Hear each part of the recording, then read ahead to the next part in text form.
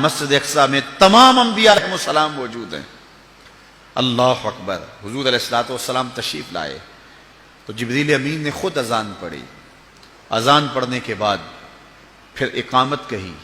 اب سارے لوگ کھڑے تھے لیکن انہیں حضور کو ہاتھ سے پکڑ کے مصلی پہ کھڑا کر. اللہ اکبر. دیکھو بہت سارے لوگ ہوں، ایک متعین امام ہو تو وہ تو مصلی پہ کھڑا ہوگا ہی ہوگا. اب آپ سارے لوگ آئے ہیں تو میں نماز پڑھا دوں تو میں تو پڑھاؤں گا ہی پڑھاؤں گا. یہ تو کوئی کمال نہیں نا. کمال تو بنتا جب سارے علماء ہوں، پھر پتہ چلتا ہے کون مصلی پہ کھڑا ہوتا ہے. اب سارے ہی نبی ہیں. اللہ اکبر. ان میں نوح نجی اللہ بھی ہیں، ان میں موسیٰ کلیم اللہ بھی ہیں، ان میں عیسیٰ روح اللہ بھی ہیں، آدم صفی اللہ بھی ہیں، حضرت یوسف علیہ السلام بھی چراغ حسن لیے کھڑے ہیں.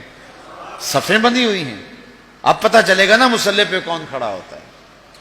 فقہی اصول کیا ہے؟ مصلی پہ احق بالامام عالمہم بالسنہ.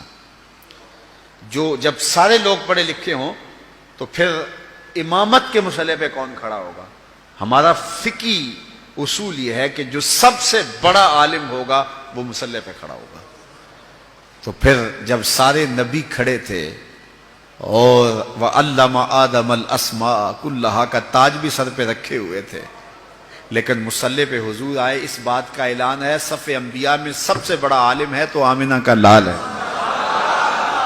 اچھا سارے اگر عالم ہوں تو پھر امامت کا حقدار کون ہوگا؟ ثم اورعہم، جو سب سے متقی زیادہ ہو وہ مصلی پہ کھڑا ہوگا. اللہ اکبر. اب ہزار مہینے تک جو ہے وہ عبادت کے لیے کھڑے ہونے والے انبیاء بھی موجود ہیں، لیکن مصلی پہ کون کھڑا ہوتا ہے؟ حتی تتورم قدما. وہ محبوب کہ جب وہ مصلی پہ کھڑا ہوتا ہے رب کہتا ہے چادر اوڑھنے والے محبوب ساری رات جاگا نہ کر، کبھی سو بھی لیا کر. اس محبوب کو مصلی پہ کھڑا کر کیا جا رہا ہے. اچھا کہ سارے متقی ہوں تو پھر امامت کا حقدار کون ہوگا؟ ثم اقرأہم، جس کی قرات اچھی ہو، جو پڑھتا اچھا ہو. اب صف انبیاء میں حضرت داؤد علیہ السلام بھی موجود ہیں. کہتے ہیں جب پڑھتے تھے جانور رک جاتے تھے. اللہ اکبر. اللہ نے ان کو جو لہجہ دیا ہوا تھا، لیکن مصلی پہ حضور کو کھڑا کیا جا رہا ہے. اس لیے کہ حضرت ابو موسیٰ عشری رضی اللہ تعالیٰ عنہ فرماتے ہیں فجر کی نماز تھی، حضور تھے، سورہ والضحیٰ کی تلاوت تھی، ابھی تک نشہ ہی نہیں اترتا. اچھا اگر سارے ہی قاری ہوں تو پھر امامت کا حقدار کون ہے؟ ثم احسنہم وجہن، جو سب سے سونا ہو وہ مصلی پہ آئے گا. اب یوسف بھی صفوں میں کھڑے ہیں علیہ السلام، انبیاء بھی صفوں میں کھڑے ہیں، وجیہ اللہ بھی صفوں میں کھڑے ہیں، ہر نبی اللہ کا سونا ہوا ہے، لیکن حضور مصلی پہ کھڑے ہیں. حضرت یوسف کو اعتراض نہیں ہوتا. وہ جانتے ہیں میں حسین ہوں تو یہ آسن ہے، میں جمیل ہوں تو یہ اجمل ہیں، میرا حسن ان کے حسن کا پرتاؤ ہے. تو اس لیے حضور مصلی پہ کھڑے ہیں. اچھا یہاں ایک بات اور بتاؤں گا اگر آپ کی توجہ ہو. یہ جو میں نے آپ کے سامنے ضابطہ بیان کیا ہے یہ استحبابی ضابطہ ہے. اس کے برعکس بھی ہو جائے تو نماز ہو جائے گی.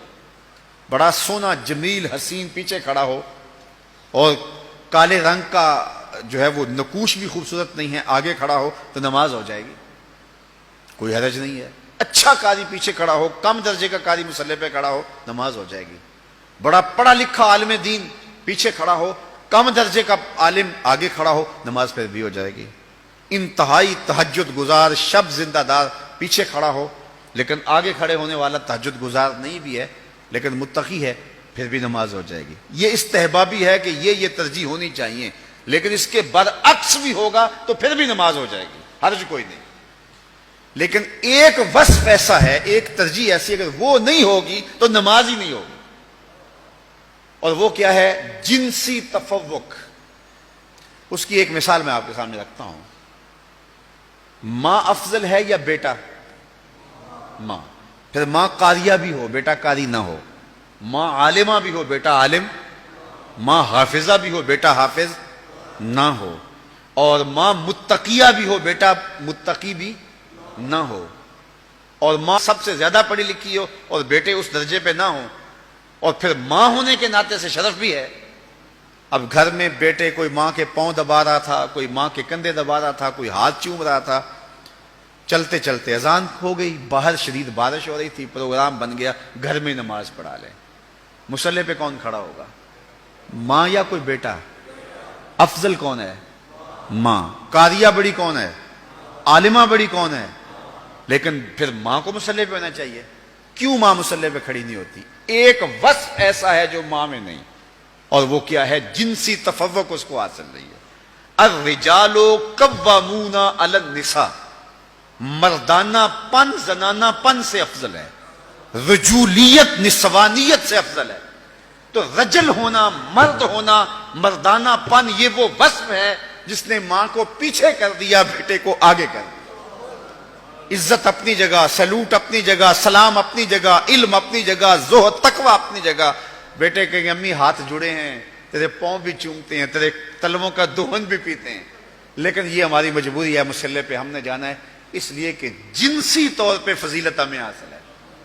میں کہتا ہوں سارے فضائل حضور کو حاصل تھے، سارے کمال حضور کو حاصل تھے، سارے نبی بھی پیچھے کھڑے ہو گئے، جبریل ہاتھ باندھ کے عرض کرتا حضور ساری عظمتیں اپنی جگہوں پہ، لیکن میری مجبوری ہے کہ میں نور ہوں اور آپ بشر ہیں، اس لیے مصلی پہ کھڑا ہونا میرا حق ہے، مجھے جنسی تفوق حاصل ہے، میری مجبوری ہے، ادب سے ہاتھ باندھ کے عرض کرتا ہوں آگے کھڑا ہونا میری مجبوری ہے۔ لیکن جبریل اقامت پڑھ کے پیچھے کھڑے ہو گئے، حضور کو آگے کھڑا کرے کے اس بات کا اعلان کیا کہ وصفی اعتبار سے بھی حضور افضل ہیں، جنسی اعتبار سے بھی حضور